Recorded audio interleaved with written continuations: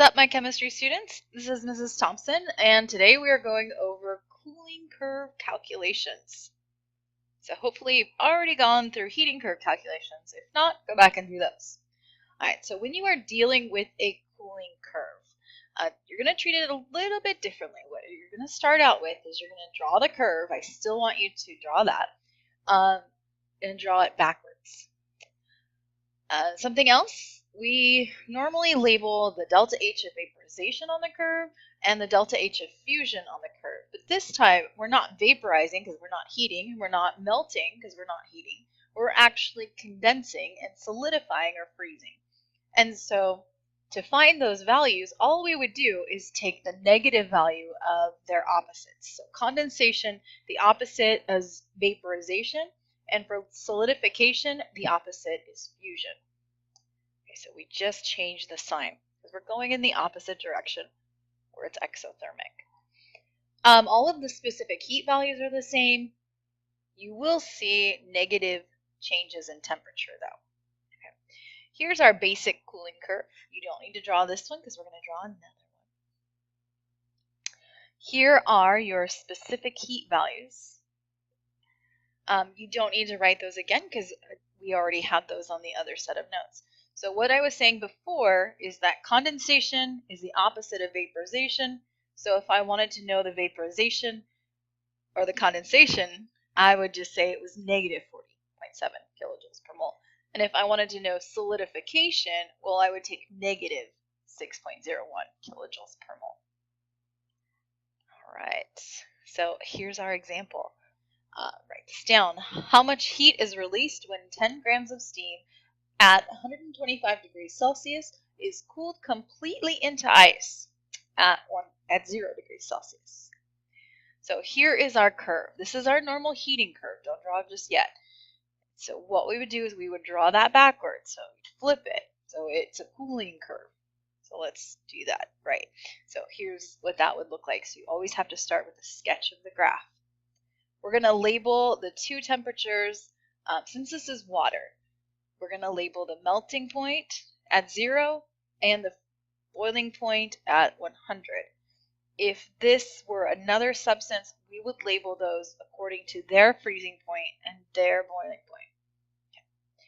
Then we're going to label what's on the question. So it says we're starting out at 125 degrees steam. So we'll put that about right there. Okay. It's completely cooled to 0, so we don't need to add another temperature.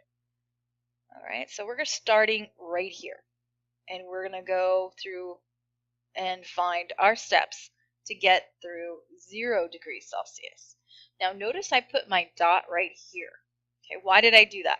I did that because it says completely into ice. So right here, all of it is still liquid. It hasn't formed ice yet. It's where it starts to form ice. So here, remember you have solid and liquid still happening. So it doesn't completely turn into ice until it reaches this point right here.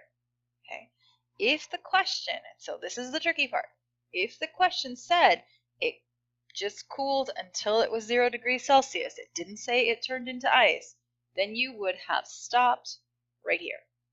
Okay. So then how many steps do we need to solve this problem? Well, remember it's a step for each line segment. So right here, there's one step from here to here. Okay. From here to this line segment, from here to here is step 2. Here to here is 3 steps. And then our last one would be this flat line right here. Okay. And so we need to find also our delta T's. So on the top, we're going to take final minus initial. And so final, so it starts here, it ends here. So final is 100.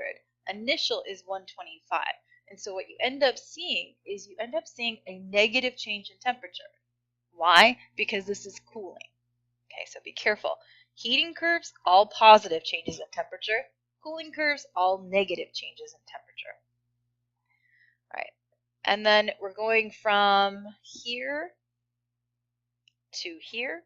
So that is ending at 0. So final minus initial. 0 minus 100 gives me negative 100 degrees Celsius. Okay, so we've got that mapped out. How many steps? 4 steps. We've got our delta T's that we need for our graph. So we're going to start with part 1. So this location right here. Here we are using 10 grams because that's what's in the question. We're using the specific heat of steam because I'm up here in the gas portion of the graph. We're using the temperature change of 25 degrees Celsius because that's what delta T is there. Cancel out units, and I get negative 5,030 joules, which we have to convert into kilojoules. There we go. And we get negative 0.503 kilojoules. So there's step 1. We've got that line segment. And it was a diagonal segment. I forgot to mention that. And any diagonals, remember you are doing Q equals MC delta T on the diagonals. Just like the last set of notes. On the flat lines, you were doing enthalpy stoichiometry. And so for this case, right at 2, we're looking at not vaporization, but condensation. And so for condensation, that would be the negative of vaporization. Okay, so let's see how we do with that. So you have 10 grams of water. We'll use the molar mass of water. And then we'll change that into the energy.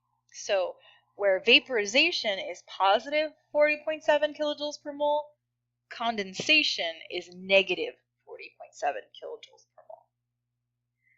Grams cancel, moles cancel, and I get negative 22.6 kilojoules.